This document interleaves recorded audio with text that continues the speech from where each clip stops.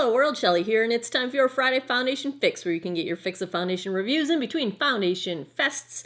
And today, I feel like I'm about to either have my heart broken into a million pieces or be the happiest person on earth, because I'm going to check out the very first ever foundation release from the amazing Pat McGrath. Yes, I've got it. It is the Skin Fetish Sublime Perfection foundation. Retails for $68 for 1.18 fluid ounces of product. If you compare that to a typical 1 fluid ounce bottle, you're paying about $58 per ounce. So we are in prestige luxury territory, but we're not at like La Mer levels of prestige pricing. So thumbs up there. We have a frosted glass bottle, very pretty. It was supposedly inspired by old-time perfume bottles. It's got beveled edges and a very, classy, antique-ish looking top to it. We do have a pump. I also was able to pick up the other two pieces that launched in this system, as the Mother McGrath calls it. The Pat McGrath Labs Skin Fetish Sublime Perfection Primer retails for $60 for a primer. Oh my God. Whew. Breathe. It's okay. I also picked up the setting powder. This is called the Sublime Perfection Setting Powder. And what did this retail for? $55, I believe this one was. So let me go pick myself up off the floor. I'll be right back. Now, you can get the whole system for $150 through Pat McGrath's website. A lot of it is sold out right now. I was able to order this on launch day from Sephora. I had a Rouge, the gift card thing when you hoard your points, basically. So I hoarded my points, got a gift card, and that helped me to pay for this. Let me tell you some of the claims of the foundation. It is a long-wearing, customizable foundation that builds from sheer to medium coverage in a wide range of universal hues that manifest the ultimate sublime skin standard. This comes in 36 different shades, and I was reading Pat McGrath's philosophy in creating the shades. She said that this shade range is the perfect number of shades that she would need in order to create a matched makeup look on anyone in the world. And I think she's probably right. So here's the deal with how these shades kind of shake out. They come in a variety of lightness to darkness. You've got light, light medium, medium deep, and then deep. And there's about the same number of shades in each one of those categories. Most of us can get away with a half shade to a shade lighter dark versus what our perfect match would be. But what it's really hard to get away with is when you have a mismatch on your undertone. And the Pat McGrath line covers every undertone I've basically ever seen. You've got your typical, the yellow for warm, the pink for cool, the neutrals, but she's also got addressed in these variety of shades. She's got olive undertones, she's got red undertones, she's got peach undertones. So she's addressing all the undertones in a more limited lightness to darkness number. And since you really can get away with a little sliding scale of lightness to darkness, you're probably going to be focused on finding the ballpark lightness to darkness with the perfect undertone match. So I really like how that's been done, because I think it will give most people the most highest likelihood words to find a match. Now, I got this in the shade, it sounds like it's really dark, Light 6 is what I ended up getting. And the shade Light 6 is light with pink undertones. The fair shades looked really fair compared to my skin tone, and I'm not the fairest of the fair.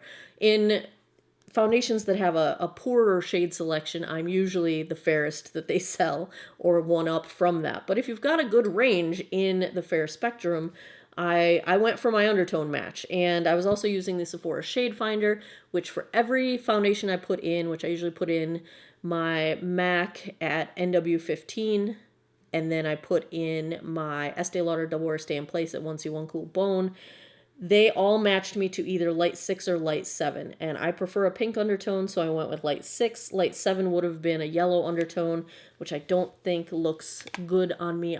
I'm neutral, but I usually lean slightly cool. If I'm self-tanning, I lean slightly warm. Anyway, so we're doing light 6, and for the powder, I picked up the lightest shade, light 1. The powders go along with those categories, light, light medium, medium, etc. And the primer just comes in the 1 shade. So first up, let's take a look at this foundation swatched against a few others in my collection. And on Fridays, we swatch. First up is today's foundation, the Pat McGrath Sublime Perfection in shade Light 6. Next is the Estee Lauder Double Wear Stay in Place in 1C1 Cool Bone. Third up, I've got the MAC Studio Sculpt in NW15. Fourth is the Pure Love Your Selfie in shade Light Pink 4. And last up, I've got the Tarte Found Sealer in shade 13 Neutral. So this foundation is supposed to be up to a medium coverage, buildable from sheer, normal dry combo, oily skin, so we're covering all the bases there. They make some claims about the ingredients, unique polymers to provide long-lasting wear, ultimate smoothness, and a luminous finish. The polymers are the typical ingredient in, let's talk about a setting spray that would give you that sort of, smooth, dewy, I don't like to use the word film, but it basically creates a film on your skin, and it can be very pretty and luminous. The next thing they highlight is high purity pigments treated with amino acids to deliver enhanced wear, a creamy feel, and controlled and easily buildable coverage, and the diamond core powder that enhances radiance and skin luminosity and decreases the appearance of skin imperfections. It has no parabens in it. I don't see any added fragrance ingredients in here, so that is also good. Let's talk a little bit about the primer. So the primer here, this $60 primer, I'm still trying to wrap my head around the fact that I paid for this.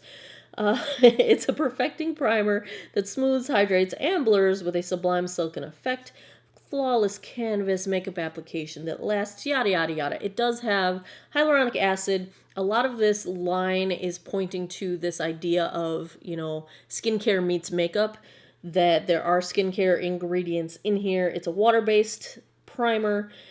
Extends wear, helps preserve youthful qualities, diminishes the look of pores. So it sounds like it's trying to be your all-purpose primer. And while we're in here, we might as well cover the claims that the powder is making. It's an amino acid treated powder to ensure color true performance even through sweat and sebum, with high water repellency, improved slip, enhanced feel, better skin adhesion, and improved payoff. It's lighter than air. It's a proprietary powder blend with ultralight pure powder that gives a barely there feel on the skin with a unique sensorial application. I don't know what that means. Sensorial makes me think that it would be, nice sensory feelings. I don't know. Talc based. We got a bunch of polymers in there again, and that's about all that's interesting about that. Now, of course, I have already cleansed, moisturized, and sunscreened my mug. We're dealing with a 44-year-old face. I've got some sun damage. I've got some fine lines, smile lines, which are fading. Thank you, number 7. That line reducer is awesome. Got some forehead lines that foundation likes to sink into. I do have some texture. I do have some large pores as I poke myself in the mouth, right around my cheeks. And so that is kind of what I'm starting out with. I usually prime prior to filming, but we're going to do this on camera because Pat is here.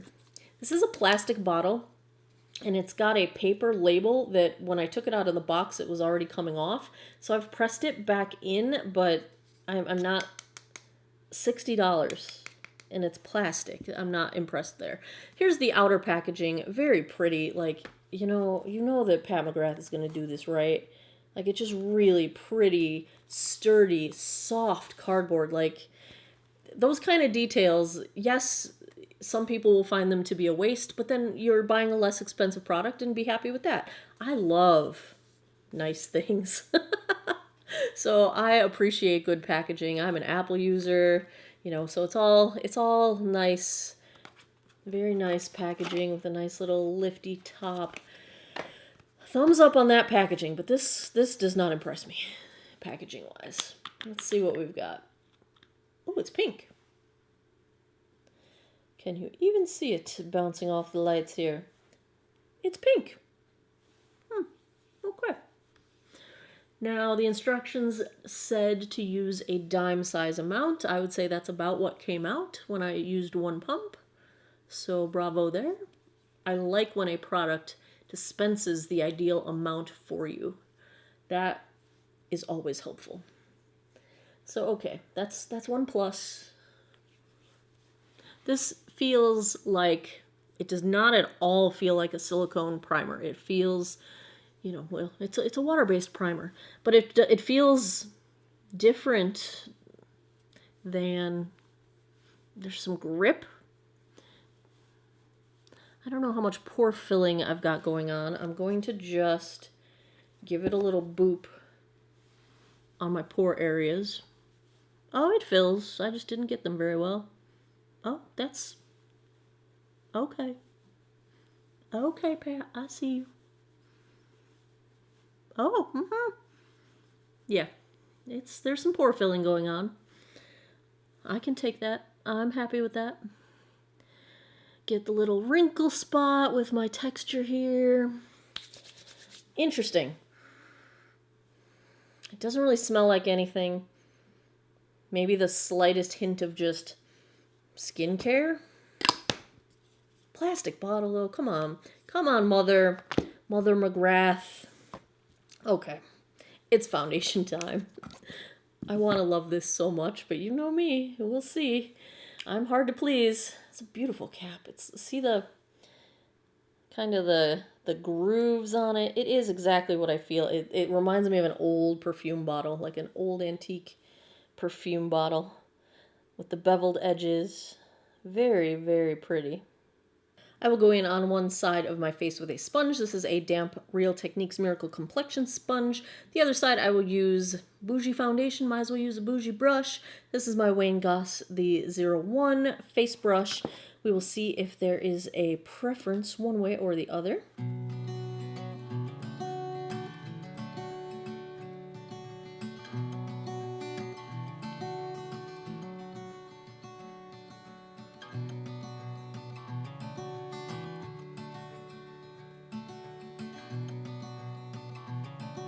That blended out very easily. I think it's pretty sheer on one pass with a sponge. You can tell, especially on my chin, that I am getting some cancellation of redness, but overall pretty sheer. I can still see my little freckles and sunspots poking through. Everything looks nice the way it's sitting on the skin. Let's do one pass with the brush and see where we are.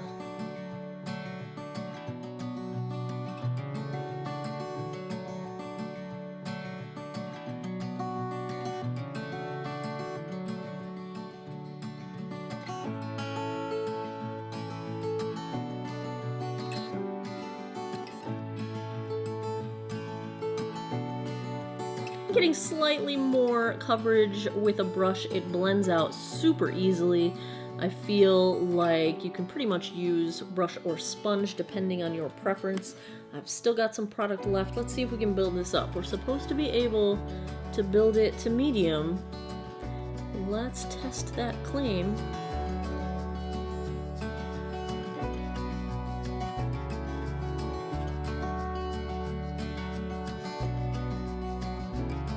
This does build. I feel like it is a little bit different than a typical foundation in the way it sits on the skin. It is like I can almost see it trying to smooth out my skin. If you look in, a 10x mirror like I've got right here, you can see a little bit of makeup on the skin, but it's in a way that I feel like it is trying to put a better layer of goodness over my skin. Now, it's not as dewy as I expected. They had said luminous, and it looks more matte to me, like a satin matte.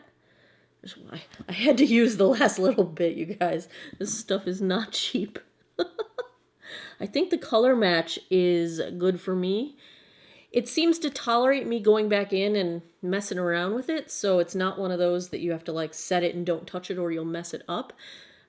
I think this looks really nice on the skin, and I've got a little bit of troublesome nose issues going on right now in terms of a little bit of peeling, but let's take a look. The My chin area has better coverage than it normally does. That's one area where products like to sneak through and look red on me, and this is looking pretty well covered. It is not accentuating my smile lines or the lines above my lip, although it looks like it's has potential to maybe be a little bit cakey on my upper lip later in the day. We'll see how that goes. I can see the product a little bit on my nose, but I do feel like it's in a smoothing kind of a way. I don't feel like my pores are accentuated. I would say it's a light medium coverage at where we're at right now.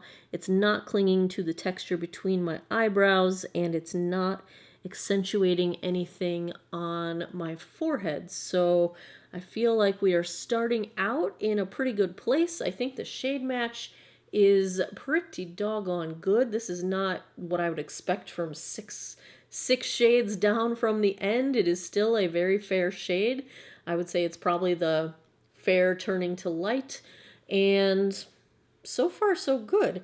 Now we're also going to try the powder, which I usually do off camera, but since I've got the powder here, we're going to try it. This is supposed to, it sounds like it's supposed to add some coverage. It's supposed to be featherweight. It is supposed to smooth everything out. Woo! Be careful when you open it. You get powder everywhere. I'm just going to take I love this brush. It's an IT Cosmetics, what is it? The Heavenly Luxe Wand Ball brush number 8. Oh, it's so nice. Let's just, oh, that's too much powder. You know when it ships, the thing's all upside down and all over the place. All right, let's set. Oh, we should do concealer first. Might as well put this on camera. Do you see how I forget to do concealer now? I shouldn't be forgetting because my dark circles, oh, I missed my Bright and Tight so much, you guys. I forgot to bring it with me on my trip. This is the Charlotte Tilbury Magic Away concealer. Favorites.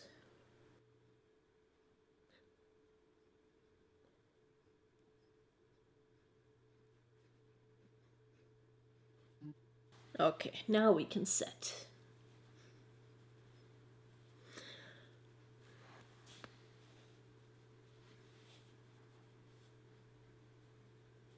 This is a very pretty powder. It does seem to add a little bit of coverage. I do feel like I'm pretty matte looking right now, and it's the kind of powder that I do feel like I will want to set everything together with a setting spray in order to kind of make it meld together, but it also might do that on its own as it sets down into my skin. Overall, I am liking how this looks. I feel like, especially on the monitor, especially at a conversational distance, I feel like my skin looks very, very nice. Let's check the time.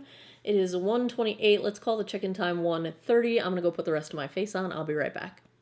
Okay, so far so good. This is a really pretty finish, and it did set down into the skin a bit more. I did take a little bit of the Tatcha Luminous Dewy Skin Mist, and I sprayed it onto my already damp sponge, and I did kind of set my nose a little bit to pull down the sort of powdery finish that was on my nose. It really did help to sort of bring it all together. So far so good. I think my nose is the only potential trouble spot that I may see down the road as we go through the day, but super pretty finish, and still thinking we have a good color match going on. For the rest of my face, I used the Benefit Pink Squad Cheek Leaders palette. I used the Dallas for my bronzer and the Dandelion for my blush. My highlight is, of course, the Natasha Denona Super Glow, because reasons. My eyes, I filmed this look. It is the Lorac Luxe Diamond palette. Just came out from them. Thumbs up on the palette. Why am I talking like I'm French all of a sudden? I don't know. I am trying out for the first time we're going to say dang girl, because if there's 5-year-olds watching, I try to keep the language on this channel to be something that wouldn't be absolutely completely offensive if a 5-year-old repeated what I said. I promise you, if that bothers you and you want more swearing, I curse like a trucker in my daily life. But on the YouTubes, I keep it clean. So we're gonna go, dang girl. This wand, you guys, it's obscenely large. Like, it's huge. It's huge. And for that reason, I don't know if I like it or not, because I have a tendency to get mascara all over my face when a brush is just too big like that. But I do like the look. This is 2 coats, and we're just going to see about that. Lower lash line is my Estee Lauder Double Wear Zero Smudge. Did I forget anything else? My lip is from e.l.f. I haven't worn a matte liquid lip in 5,000 years, and I'm wearing one right now. It's Blushing Rose from e.l.f., and that is where we are starting out. I will be back in a little bit with a daylight check-in. It's a rainy day today, so it'll be a cloudy daylight check-in, and I will come back tonight and give you guys my final thoughts. Hey guys, daylight check-in here. It is raining a little bit right now. We just had the power went out, thunderstorm, all kinds of insanity, but here we go. We're about 3 hours into the day. And finish still looks very nice. Don't mind my eczema. I've got a little rash going on. But I think the color is pretty good as well. So far so good. I'm liking this. I don't think it's accentuating anything. And considering how dry my skin is right now, I think it's looking pretty good. So there we go. I will be back tonight to give you guys my final thoughts. 7:54 p.m., almost 8 o'clock, which means we are almost at the 6.5 hour mark with the Pat McGrath foundation. Let's take a look at how everything held up. I would normally wear a foundation for at least 8 hours for a check-in, but I really need to jump in the shower and I can see where we're headed. So I'm going to wrap this one up right here. Here's what's going on. Ultra lightweight, very comfortable, doesn't even feel like I'm wearing anything. I don't think we have any dryness or dehydration going on. I'm not getting drag lines. Everything feels wonderful. I think the color match is good. I love the shade range. I think it's very well thought out.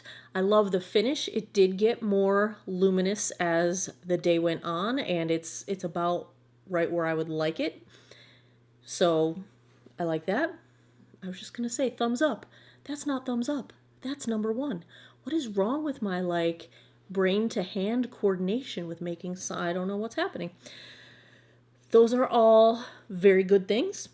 On the downside, we're at 6.5 hours and it's starting to break up a little bit. So let's take a look. I'm losing coverage on my chin, around my mouth, my nose, the usual suspects. I am not getting any settling into lines. It's not settling into my smile lines. It's not settling even into my chin line. That's Merlin meowing in the background. It is, however, starting to get that look of sort of caking up where the product is breaking apart, and that's happening on my nose and around my mouth. It's not clinging to the texture between my eyebrows. I still feel like it is very smoothing and still pretty good at blurring pores and smoothing those out. I think it's doing a good job at smoothing lines. Like, it's a really... The claims about the polymers smoothing things out, I think, are very true. But it is breaking down, and it's only been 6.5 hours. So I would say this is probably an 8-hour wear foundation tops. Maybe this is a good night out foundation and not necessarily a good all-day foundation. But I almost have the feeling that the breakdown that's starting to happen has to do with the powder. I am going to try the foundation again without powder, because you know I'm going to try and make this work as good as it possibly can, because it is my beloved Pat McGrath. But I do have a feeling that what I'm seeing caking up is the powder and not the foundation, if that makes any sense. So I'm going to test that out. I will keep you guys posted on how well things go. But I just don't think this is super long wear in these conditions. In these conditions, this is the system. This is the primer and the powder and the foundation. It's the PMG system. So not super impressed on the longevity this first time around. I, of course, will keep on trying and see if I can get things to work better, see if this is just a fluke of the day. So if I had to give a grade to the Pat McGrath Sublime Perfection foundation, I'm going to go low A minus. I love the finish. I love how it's smoothing and blurring pores. I love how it looks. I don't think it lasts all that long. I'm going to try to fix that. I think it's good for dry skin. I feel just as hydrated as I did earlier, maybe even more. My skin does feel really great. I love the shade range. It has great properties for dealing with fine lines and wrinkles. So it's hitting a lot of my check boxes, except for the wear time. So I'm going to work on that. We're going to see if we can get that any better. We're going to go A minus for today. Very happy with it. It has not knocked off my favorites, but we will try because the Dior Forever Skin Glow is probably my current favorite foundation, and it didn't get a super high A. It's in the A range, but it didn't get the best of the best grade, and I turned out loving it. So we'll see. I'll let you guys know. I will keep you posted as I play with this some more. A minus for the Pat McGrath, and that wraps up another Friday foundation fix. If you enjoy foundation reviews and you would like to see more of them, give me a thumbs up down below. Please subscribe if you haven't already. I post new videos every Monday, Wednesday, Friday, 9 p.m. Eastern Time. And as always, thanks a lot for taking some time out of your day to geek out over makeup with me. I appreciate it, and I hope you guys all have an awesome day or night wherever you are in the world. Take care of each other. Bye-bye.